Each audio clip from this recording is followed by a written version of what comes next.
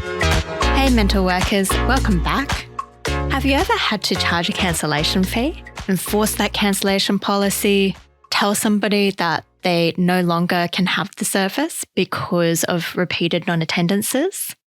These things are all examples of setting limits with clients. And I hate it.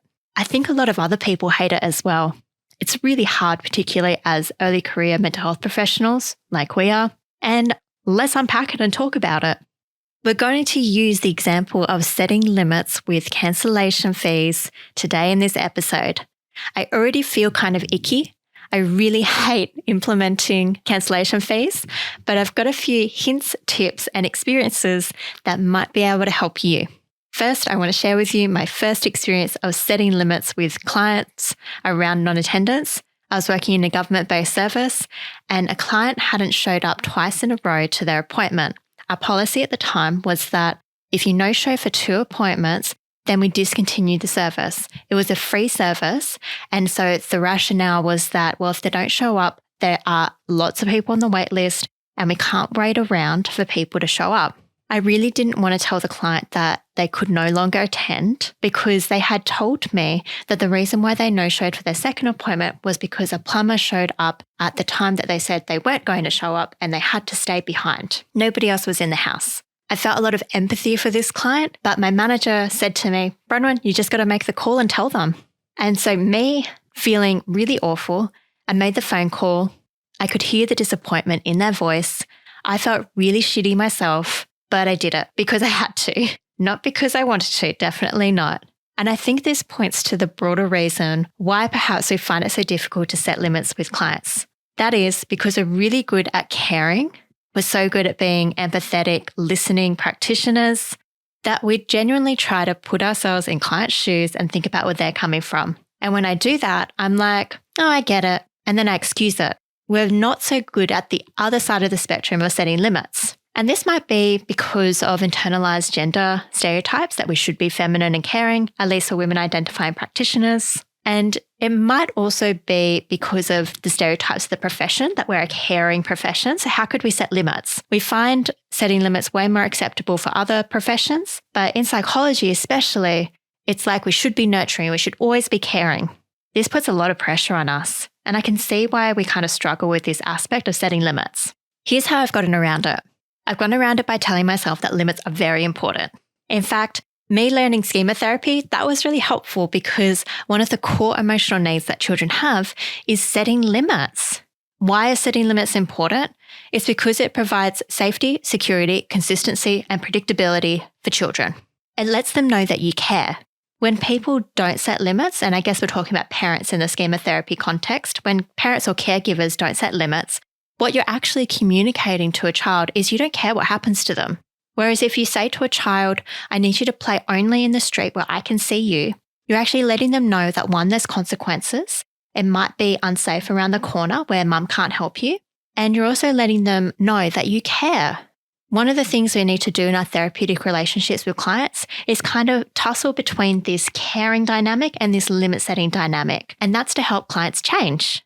We can't change unless we're a little bit outside our comfort bubble and we're poking it just a little bit and extending the boundaries. And one of the ways to do that is to kind of set limits with yourself and be like, I'm going to do this. Another way is to have a psychologist or another mental health professional tell you that, okay, I can see where you're coming from here, but here's the limit. So I remind myself of that a lot. I remind myself that limits are important. And I still am unsuccessful at enforcing my cancellation policy. At times, I'm much better when I remind myself of that. But literally when I remember last year when I started in private practice and I'm the boss and I'm setting my cancellation policy, nobody else is. And I'm saying to a client who has cancelled on the day, they're like, hey, I cancelled on the day, really sorry. And I'm like, in my head, enforce the policy, enforce the policy. But the words that came out of my mouth were, that's okay, all good, I'll see you later. And I was really friendly. And then I kind of hate myself afterwards and like, why didn't I do that? And it's because I'm so used to, I guess, towing the status quo, which is to be the caring, kind professional. And I have to remind myself that limits are very important. So what do you do with a cancellation when you want to set limits? For me, the way that I go about things, I think my coping strategy is to logic the shit out of it and make sure I have a clear rationale for everything I do. but mostly it's also in line with my values. I think values should be first and foremost when you're thinking about setting limits with clients. One of my values is integrity, and that is, I guess, doing what I mean and meaning what I do, and that includes what I say. For me, it's very important to have that integrity and to back myself. It's also very important to have fairness. And one of my values and actually one of my strengths is courage. So I really back myself when I feel like something is not sitting quite right with me. And even if it doesn't work out the way that I hope it does, I want to still have that courage and support myself to be able to say it. So I do take risks. It is a little bit scary, but I think you can do it too. Let me just share with you what my cancellation policy is. What it is that if clients reschedule the day before their appointment, I charge them $75. If they reschedule on the day of the appointment or they no-show, I charge them the full fee. I'd say around 60% of the time I'm successful in doing this. And that's because of that courage I mentioned before, but it's also because of automation. I can't take full credit for it. It's that automation makes it a bit easier for me. And that kind of, I guess, psychological distancing and avoidance, let's just be honest, really helps me enforce it. So what I do is that I actually have my practice management software. I use Halaxy. I have that set up so that it can automatically charge clients the cancellation policy. I also have SMS and email templates that inform the client what I've done, and I link them to my cancellation policy if they want to read more. So I remind them of the policy. I save my cancellation policy on OneDrive, which is cloud storage, and it can generate a link that anybody who I share it with can see. The reason why I have a cancellation policy, which is outlined in my policy, is that essentially when clients book an appointment with me, with us, they're leasing our time. This time is reserved for the client alone, and I prepare for their appointment assuming they'll be there. So they are responsible for payment even if they don't make use of the time. That's how I see it.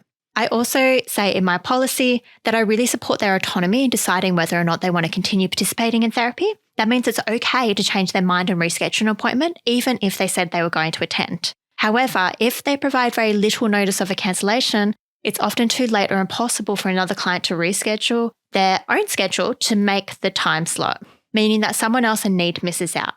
One of the things that really helps me set limits is actually reinforcing this very real consequence, that if clients don't give me enough notice, it means that I can't get someone else into that time slot. So that means someone else misses out on a clinical service. It also means that I miss out on money, but it also means that in the meantime, I've had clients inquire with me, new clients, and I've had to be like, I'm so sorry, I don't have any space, and I've had to turn them away.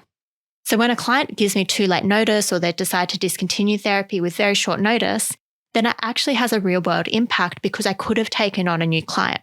That's why it's necessary to have the cancellation policy so that I can encourage them to give me as much notice as possible. So one of the things that helps fit in with my integrity is that I'm not doing this to punish the client. It's meant to be intended as a way of encouraging them to give me as much notice as possible if they need to reschedule. Because I understand that life gets in the way and sometimes you just need to reschedule things. I do it not all the time, but I do it. I definitely do it. And sometimes I've missed appointments. Absolutely. I've gotten the wrong time in my calendar and I've been like, oops, I can't believe I missed that. And I've given them a call and I've been like, I'm so sorry. I've cancelled appointments on the day. I really understand it.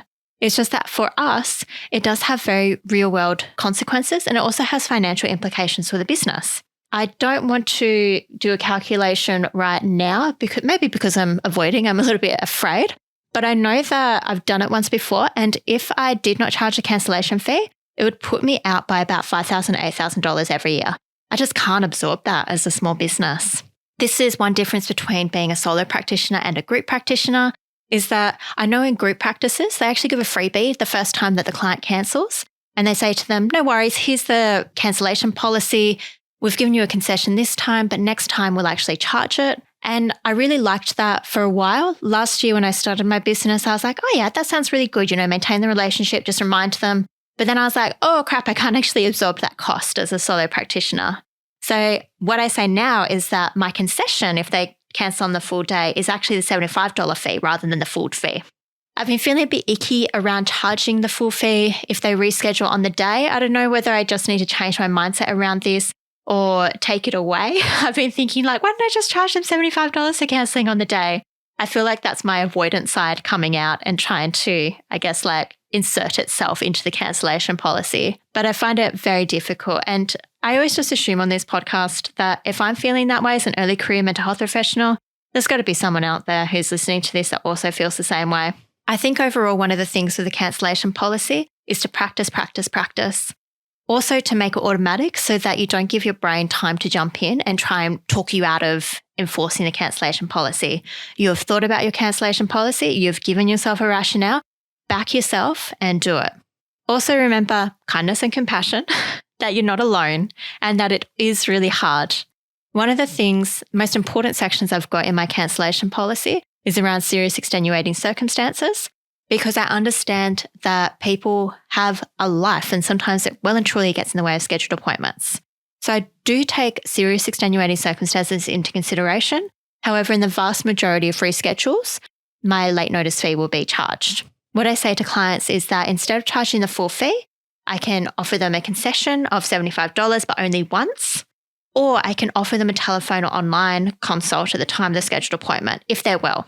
This has been really challenging with COVID, and I found that even more during COVID when people have been cancelling on the day, I've really tussled with that because I know that symptoms for COVID vary so much. Some people have no symptoms. Some people, like me, when I had COVID, I was literally sick in bed for like a week and a half. And I was unable to do the appointment. So I was really conflicted with that. And a few times I did waive the cancellation fee. I think I was tired and that was the main reason. And I didn't back myself there. But a few times I did enforce it as well. I really want to treat my clients consistently, so I'm not too happy with doing that. But I also have a bit of kindness for myself that COVID has just been incredibly difficult to kind of come up with policies around. And I think we're just doing the best we can, just given the information that we have.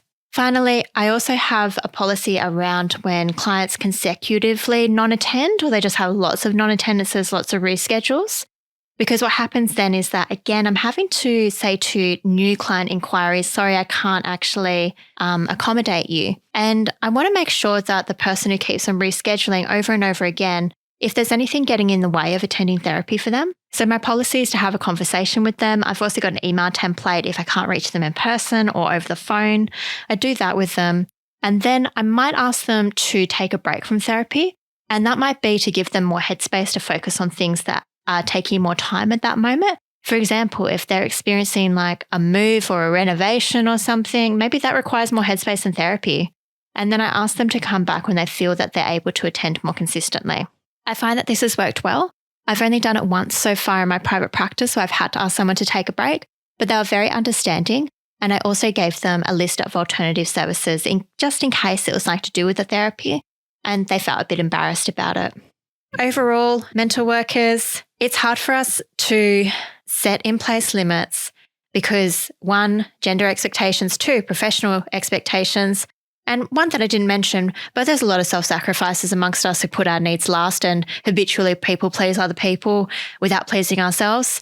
The old saying of don't set yourself on fire to keep other people warm applies here very strongly. So I really understand why we are doing this, but I think it's such an essential skill. And I would say it's an advanced skill. I'd say it's an advanced, experienced skill to be able to set limits confidently and consistently with clients. And we will get there. We will get better at it. I've already seen in myself that I've gotten much better at it over time, and I'm still working on it. I hope you are too. And I think that's a wrap.